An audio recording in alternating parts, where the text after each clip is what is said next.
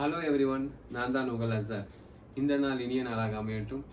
மறக்காமல் என்னோட சேனலை சப்ஸ்கிரைப் பண்ணிவிட்டு வீடியோ பார்த்தீங்க, நல்லாயிருக்கும். இப்போது வெயில் எந்த மாதத்தில் அதிகமாக அடிக்கும்? ஏப்ரல், மே. மழை எப்போ அதிகமாக பெய்யும்?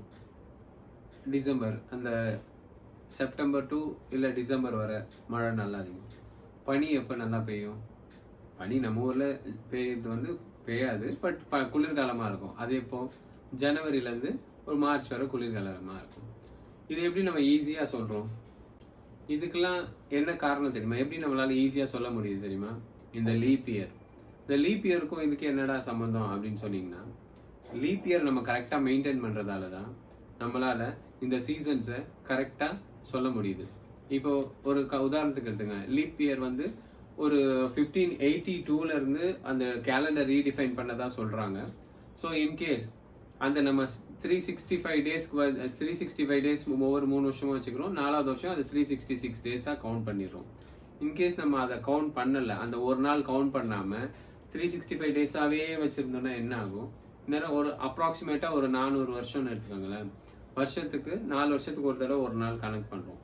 இப்போது 100 நாள் நம்ம முன்னே போயிருப்போம். அந்த 360 டேஸ்ன்றது நம்ம கணக்கு பண்ணலைன்னா இந்நேரம் நம்ம 100 நாள் இப்போ செப்டம்பரில் இருக்கோம்னா இந்நேரம் நம்மளுக்கு டிசம்பர் மந்தாக இருந்திருக்கும்.